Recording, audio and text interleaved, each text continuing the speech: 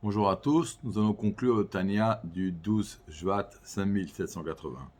Donc, jusqu'à présent, nous avons parlé que lorsqu'un juif pratique une mitzvah, accomplit une mitzvah, alors on a expliqué qu'il y a trois sortes d'annulation. Il y a l'annulation d'un serviteur qui est complètement annulé à son maître, mais le maître et lui sont deux entités complètement différentes, donc il faut que le maître lui donne un ordre, l'ordre arrive au serviteur, le serviteur reçoit l'ordre et va mettre en œuvre, va accomplir l'ordre du maître.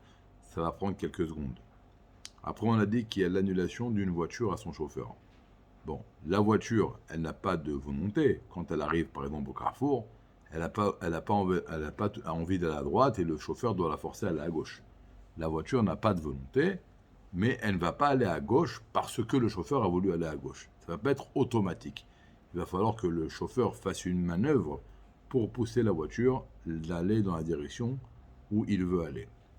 Alors que le membre est annulé à la neshama, au nefesh, à l'âme, de total. Dès que la lame veut bouger le bras bouge automatiquement. Ça ne prend même pas une parce que l'âme se trouve dans le bras, et donc elle et le bras, il y a un bitoul total, une annulation totale du bras au nefesh, à l'âme, et donc dès que l'âme dit au bras ou au pied ou un autre membre de faire un acte, il le fait tout de suite.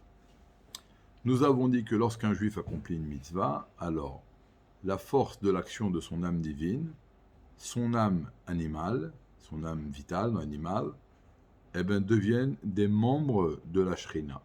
De la même façon que le membre est complètement annulé à l'âme, l'âme divine, la force de l'action de l'âme divine et l'âme animale, l'âme vitale, deviennent à ce moment-là, au moment de l'accomplissement de la mitzvah, un membre de la shrina, un membre de Dieu.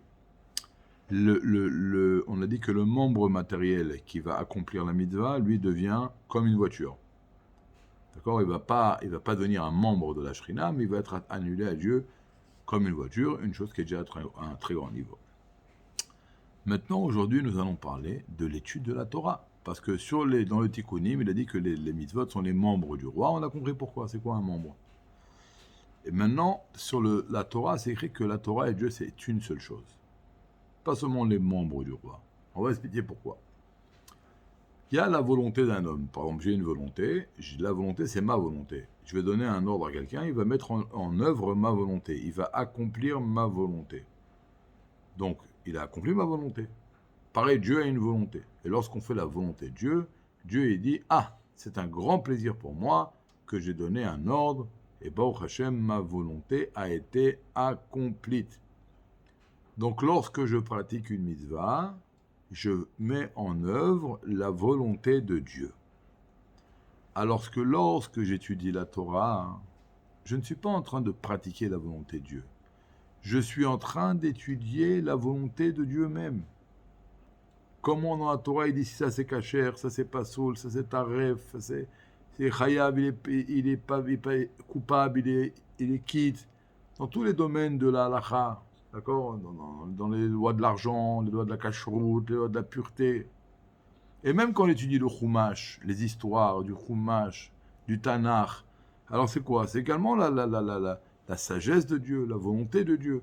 Et on a déjà appelé que Dieu n'est pas est composé de plusieurs éléments parce qu'il est unique et c'est l'unité par excellence.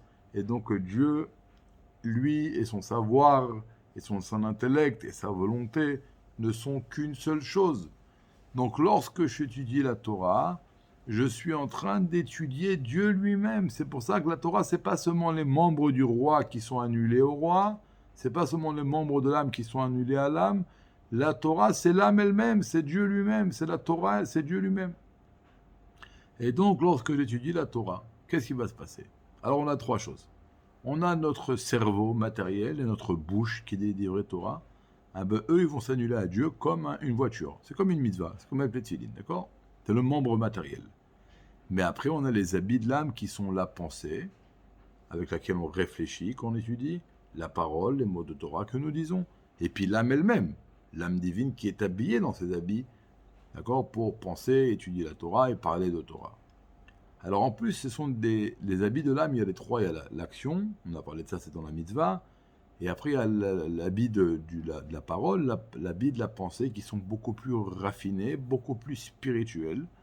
Et en plus, on est en train d'étudier une chose extraordinaire, qui est la Torah, qui n'est pas seulement la mise en pratique de la volonté de Dieu, mais c'est tout simplement, je suis en train d'étudier la volonté de Dieu, que Dieu et sa volonté et son intellect sont une seule chose. Donc je suis en train d'étudier Dieu lui-même. Alors à ce moment-là, l'habit de la parole et l'habit de la pensée et mon âme vont devenir une seule chose à Kadosh Baruch Hu. Ça veut dire que dans les mitzvot, mon âme devient un membre de la divinité. Mais là, lorsque j'étudie la Torah, c'est pas que ma neshama et ses habits deviennent un membre de la divinité, ils deviennent la divinité elle-même. D'ailleurs, les sages disent, c'est qui un roi? C'est les sages. Et un sage, un roi, il peut dominer le monde. Les sages, quand ils font un décret dans la Torah, ils changent le monde. Parce que quand il étudie la Torah, il devient Dieu lui-même. Il devient le roi lui-même. Il se fusionne complètement avec le roi. On parle d'un vrai sage, bien sûr. Hein. C'est pour ça que les sages disent, un vrai sage, c'est les Rabbanan, un roi, c'est un sage, et un roi, il peut retourner une montagne. C'est-à-dire que les sages, ils sont tellement attachés à Dieu par l'étude de la Torah qu'ils sont Dieu eux-mêmes. Alors maintenant, le Rabbi dit une chose extraordinaire. Puisque les mondes ont été créés par la chorma de Dieu, la chorma, l'intellect, kulam bechorma asita, tout a été créé par la chorma. Donc les mondes, ils sont dépendants de la chorma et ils reçoivent seulement une lueur de la chorma qui va briller en eux. Cette chorma, c'est ce qu'on appelle dans la dimension de la divinité, la lumière qui est memale kol almin, qui remplit les mondes. Mais la Torah, c'est pas seulement l'intellect de Dieu, c'est également la volonté de Dieu. Et la volonté de Dieu, c'est le sovev kol almin, la lumière qui entoure les mondes, la lumière infinie d'Akadosh Baruch Hu. Et cette lumière de Dieu qui est infinie, elle brille dans la neshama d'un juif lorsqu'il étudie la Torah. Et de là, on a une chose extraordinaire.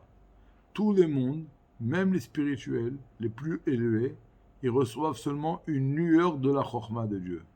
Alors que dans la neshama d'un juif, avec qui elle s'attache au moment où elle étudie la Torah, avec la sovev, avec la lumière infinie de Dieu.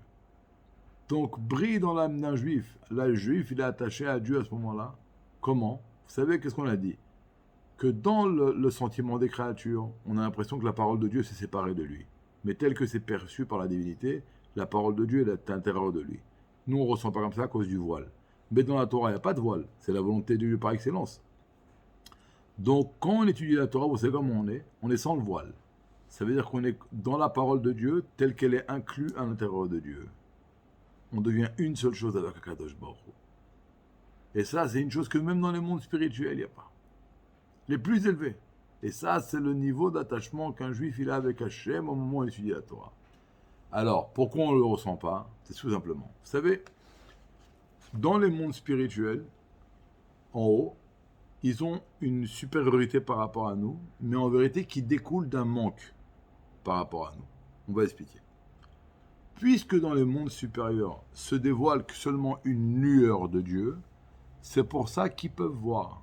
C'est pour ça que là-bas, la divinité est dévoilée. Parce que quand ils voient cette lueur de Dieu, c'est très beau, mais ça ne les annule pas. Ils ne vont pas fondre. Ils ne vont pas devenir comme de la paraffine qui va complètement s'annuler, devenir de l'eau. Alors que nous, comme quand on étudie la Torah et on pratique les mitzvot, on n'amène pas seulement une lueur de Dieu. On amène l'essence de Dieu. Si on verrait ça, alors on serait complètement annulé. Et Dieu ne veut pas ça. Il veut qu'on reste là. Donc en vérité, notre manque émane d'une supériorité. Comme nous, on a le dévoilement de Dieu lui-même, on ne peut pas voir. Comme là-haut, c'est que seulement une lueur, c'est pour ça qu'ils peuvent voir. Donc on comprend l'importance et la grandeur des mitzvot et a fortiori de la Torah, dans lesquels Dieu est complètement dévoilé. Et donc, lorsqu'on étudie la Torah, on s'attache avec Dieu lui-même. Et lorsqu'on pratique les mitzvot, on met en œuvre la volonté de Dieu.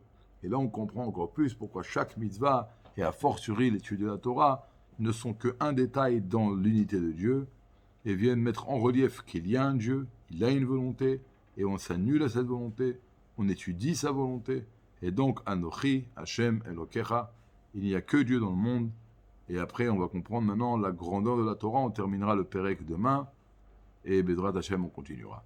Une très très bonne journée, de bonnes nouvelles.